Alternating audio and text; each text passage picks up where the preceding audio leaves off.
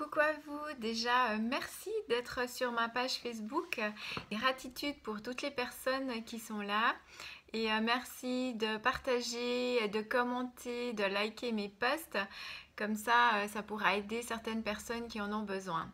Donc aujourd'hui j'aimerais vous parler des drivers ou appelés aussi messages contraignants. Donc ça, c'était des concepts qui ont été découverts grâce à l'analyse transactionnelle, qui est une théorie de la personnalité, de la psyché humaine, mais aussi des relations, des interactions entre les personnes. Et donc, il y a un chapitre de cette vision-là que je trouve vraiment intéressante, qui sont les drivers. Donc ce sont des messages qu'on appelle aussi messages contraignants. Donc ce sont des messages qui nous ont été donnés par nos parents, notre père ou notre mère durant notre enfance, même s'ils n'ont pas été prononcés par eux de manière directe. Ils ont eu des comportements et des remarques qui se sont rapprochés en fait de ce que ces messages véhiculent. Donc voilà, je vais vous les partager. Il en existe 5. Et nous en avons tous un plus ou moins prédominant, plus aussi un deuxième généralement qui a comment dire, une importance un petit peu moins grande. Donc je vais vous les lire. Vous allez sûrement vous reconnaître. Donc le premier, c'est soi parfait. Donc la personne qui a un soi parfait, c'est un perfectionniste qui voudra toujours faire les choses de manière parfaite. Et c'est une personne qui va se mettre beaucoup de pression et qui, tant que les choses ne sont pas, voilà, ne sont pas parfaites, ne sont pas vraiment maîtrisées sur le bout des doigts, aura du mal à passer à l'action ou à faire ce qu'elle a envie de faire. C'est des personnes aussi qui peuvent être surmenées parce que justement elles s'en demandent beaucoup. Et donc pour ces messages contraignants, il y a à chaque fois le message antidote que vous allez pouvoir vous dire pour pouvoir un petit peu mieux vivre cette contrainte. Et donc le message antidote de soi parfait, c'est tu as le droit d'être toi-même. Le deuxième message contraignant, c'est fait plaisir. La personne qui a un fait plaisir, c'est quelqu'un d'agréable à côtoyer parce que c'est quelqu'un qui a souvent du mal à dire non, qui a des fois du mal à s'affirmer aussi, parce que voilà, dans son énergie, dans son envie, elle a envie de faire plaisir à tout le monde, mais le hic dans tout ça, c'est qu'elle s'oublie un petit peu elle-même.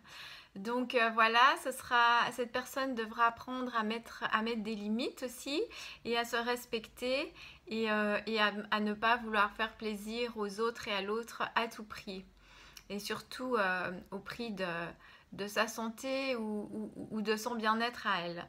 Donc l'antidote pour le fait plaisir, c'est tu as le droit de te prendre en considération et de te respecter. Le troisième message, c'est fais des efforts. Alors, la personne qui a eu fait des efforts, c'est une personne enthousiaste qui est tout le temps partante pour passer à l'action, pour faire des projets, et même des fois difficiles à suivre.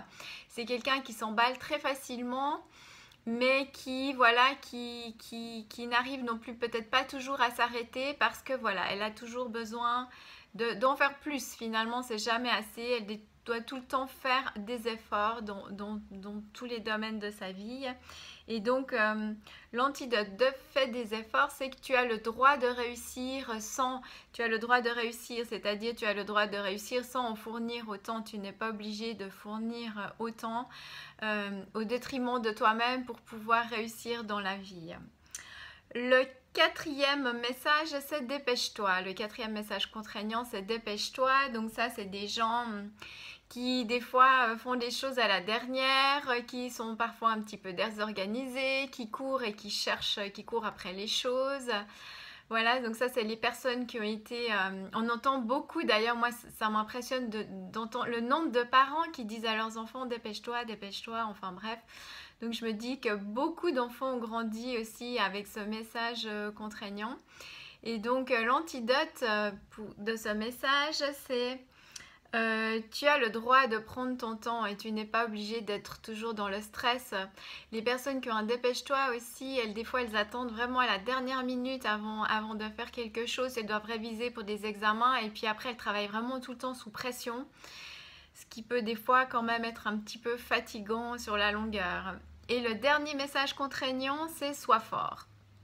Alors le sois fort, lui, il est fort comme un chêne, il a besoin de personne, il a vraiment beaucoup de mal à demander parce qu'il doit tout, voilà, il doit tout faire lui-même. C'est aussi une personne qui a des fois un peu du mal à montrer ses émotions.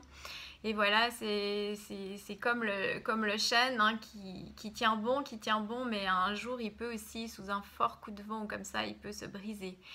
Donc voilà, c'est aussi apprendre à être un petit peu plus souple avec soi-même. Et donc la phrase antidote à soi fort, c'est tu as le droit d'être ouvert et d'écouter tes propres besoins, c'est-à-dire aussi d'écouter tes limites et aussi demander de l'aide si tu en ressens le besoin.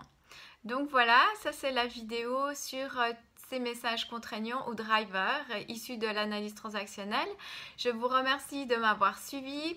Je vous souhaite à toutes et à tous une très belle journée et puis je vous dis à bientôt et merci de me suivre. Bye bye.